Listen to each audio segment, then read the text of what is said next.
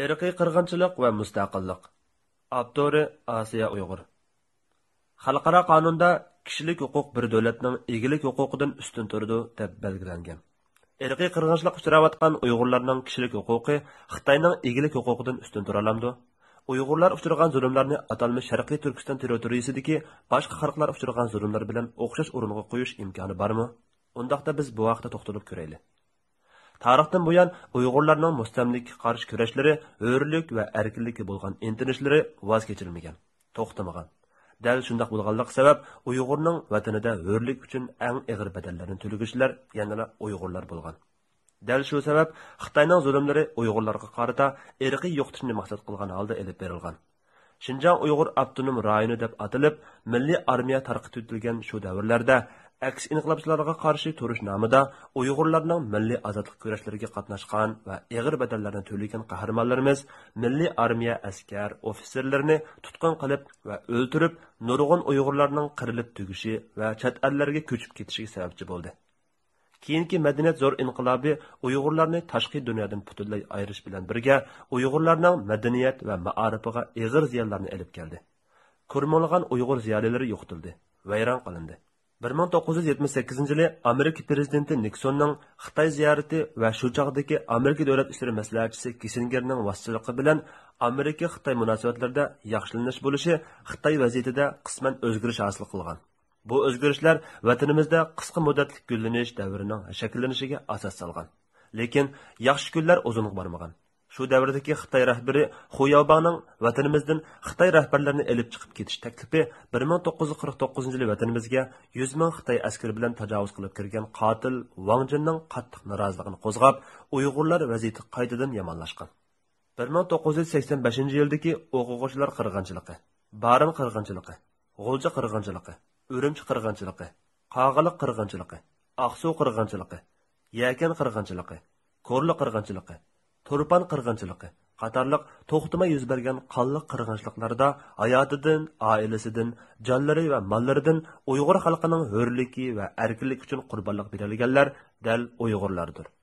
Taklimakan qumliqlarda atom sinoqlarining ta'sirida saqaymas kasallarga giriftor bo'lgan, jonlaridan ayrilgan, miyib bo'lgan kishilar, atom sinoqi sababli miyib tug'ilishga majbur bo'lgan bolalar, qasddan namratlashtirilgan, yerlari tartib olingan, Xinjiang ishlab chiqarish qurilish bintanining qonunsiz nazoratiga mahkum bo'lgan, qul qilinganlar dal Uyg'urlardir. 1953-yildagi Xinjiang Uyg'ur avtonom rayonining 87% nüfusini tashkil qiladigan zo'r sondan 2010-yildagi Xinjiang Uyg'ur avtonom rayonining 46%ni tashkil qiladigan darajada aziyib ketgan xalqmi dal Uyg'urlardir. Xitoyning 1960-yillardan boshlagan ichki a'zo ko'chirish tajribasi va keyingi organ savdosining eng dastlabki va eng og'ir ziyonkashligiga uchraganlarmi Uyg'urlardir. Aydiz virusi bilan qasddan yuqumlantirilib yo'qotilgan son-sanoqsiz kishilar dal Uyg'urlardir. Xalqaro terrorlikqa qarshi turish nomida terrorlik bo'htoni choplanib, 20 yilga yaqin rahimsiz qirg'inchilikqa uchragan kishilarmi dal Uyg'urlardir. Radikallikni tugutish, uch xil kuchlarni yo'qotish, qayta tarbiyalash nomlarida irqiy yo'qotishga uchrayotganlarmi yana shu bechora, baxtsiz Uyg'urlardir. Vatansizlikda hatto qarindoshlari tarafidan yuz o'rilgan, dindoshlari tarafidan tashlab o'tilgan, mustaqil davlat bo'lmaganlik uchun dunyodagi hech bir davlat bilan aloqasi bo'lmaganlik uchun egisi sanalib, Uyg'ur bo'lganligining o'zi gunoh deyilib, yo'qotganlarning hammasi dal Uyg'urlardir. Uyg'urlarning Xitoy tajovuzchilari qo'lida uchragan zulmlarni til bilan tasvirlab tugutish, qalam bilan yozib tugutish, og'iz bilan so'zlab tugutish mumkin emasdir. Bugun Uyg'urlar irqiy qirg'inchilikka uchrayapmiz.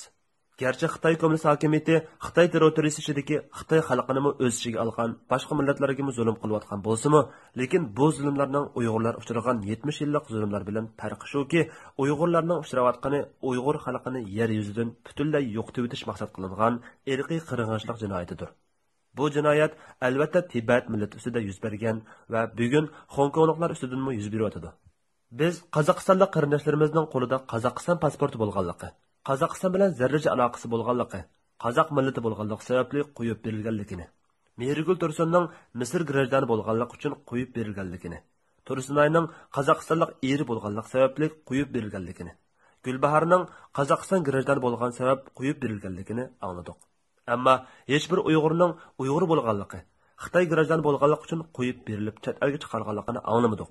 Aksincha, chet elga chiqargan shohidlar og'zidan Uyg'urlarning Uyg'ur bo'lishining o'zi bir gunoh hisoblanib, insonlikdan chiqqan ig'ir zulmda xo'rlanayotganligidek ichinishli qismatlarni angladik. Biz uchirgan qismatlar biz bilan birga yashagan hech bir xalqlarning qismatlariga o'xshash emas. Uyg'ur millati ustidagi Xitoyning irqiy qirg'inchilik jinoyati mazkur jinoyatga loyiq jazoga uchrashi kerak. Uyg'urlar uchirgan zulm har qanday shaklda Sharqiy Turkistondagi xalqlarning Xitoy Kompartiyasi tomonidan o'rtaq uchirgan zulmi, ya'ni hokimiyatning xalq qilgan zulmiga aylantirib qo'yilmasligi kerak. Uyg'urlarning irqiy qirg'inchilikka uchraganligi xalqaro e'tirof qilinishi albatta shu zaminda Uyg'urlar bilan birga yashagan boshqa qarindoshlarning erkinligi va hurlik uchun asos bo'ladi. Aksicha bo'lganda, Sharqiy Turkiston zaminida Xitoy jinoyatiga sherik bo'lgan va hozirgi Sharqiy Turkiston nufusining 50% ni tashkil qilgan Xitoy fuqarolari oldimizga cho'ng savol qo'yib qo'yilishi mumkin. Ikkinchi dunyo urushi oxirlashib, dunyo kun tartibi belgilangandan boshlab toki bugungacha millatlarning irqiy qirg'inchilikka uchraganlar asosan mustaqil bo'lgan. Ya'ni tarixdan buyon shu zaminda davlat qurganmi yo'q, mustamlika qilinganmi yo'q? Bu savollarga ko'ra bu xalq zodi irqiy yo'qotishga uchradimi yo'q? İnsan haqlari bir davlatning egilik huquqidan ustun turdi. Qarashlari bakroq qo'llashga erishgan va irqiy qirg'inchilikka uchragan xalqlarning mustaqil bo'lishiga qonuniy asos bo'lgan. Mustaqillik yetkili bo'lmaydigan yiroq manzil emas. Irqiy qirg'inchilikni xalqaro sahnada kun tartibga olib kelish, Xitoy hokimiyatiga irqiy qirg'inchilik jinoyatini e'tirof qildirish, Uyg'urlarning Xitoylardan o'zil-kesil qutulish va hurlik, erkinlik orzularini amalga oshirishdagi hal qilg'uch omil bo'lishi mumkin. Aşkarlangan qarqash hujjatlaridagi 3000 ga yaqin kishilarning chet eldagi tuqqanlari va lager masalasi sababli vatan bilan aloqasi uzilgan chet eldagi Uyg'urlarning guvohligi Xitoyning irqiy qirg'inchilik jinoyatini isbotlashda intayin muhim ahamiyatga ega. Oxirida shuni demoqchimanki, Serbiya davlatiga tava bo'lgan bir zaminda mustaqil Kosovo davlatining qurilishi dal albanlarning insonlik haqlari dafsanda qilinganligi va irqiy qirg'inchilikka uchraganligi sabab yuz bergan. Ammo Kataloniyaliklarning mustaqillik arzulari ularning haq-huquqlari kapolatga ega bo'layotganligi, demokratik davlat tuzumida yashayotganligi sababli qo'llashga erishalmagan. Mayli tarixda qanday ishlar yuz bergan bo'lishidan qat'iy nazar, bugun Uyg'urlar irqiy qirg'inchilikka uchrayapmiz. Bu Uyg'urlarning xalqaroning yordamiga erishish va Xitoydan uzil-kesil qutulish orzularimizni ifodalashga yetarli asos bo'la oladi. Men o'tgan yili yozgan Kosovo katalonliklarning mustaqillik kurashlaridan Uyg'urlarning hurlik orzusi va xalqaro qonunlar ustida izlanish nomli maqolamda xalqaro sudda bir hokimiyatni sudga olib chiqish uchun qanday tartiblar va qanchalik isbotlarni hozirlash kerakligi haqida intayin tafsiliy to'xtalish bilan birga bir qism davlatlarning mustaqil bo'lish jarayonlari haqida izohat bergan. Qiziquvchilar bu maqolamni qayta ko'rib chiqsa bo'ladi. Ya'ni demoqchimanki, mustaqillik nazariya va shuarlarga emas, balki qarshi tarafning jinoyatini dalillab beradigan kuchli isbotga va bu isbotlar orqali xalqaro jamiyatning yordamiga erishishga ehtiyojlidir. Uyg'urlar uchragan irqiy qirg'inchilikni cho'qim Uyg'urning og'zi va Uyg'urning nomi bilan xalqaro sahnaga tushunishlik, aniq isbotli so'zlab berish va qoyil qilishdir. Xalqaro sudga Xitoy hokimiyatini Uyg'ur xalqi ustidagi irqiy qirg'inchilik jinoyati bilan tartib chiqarishdir.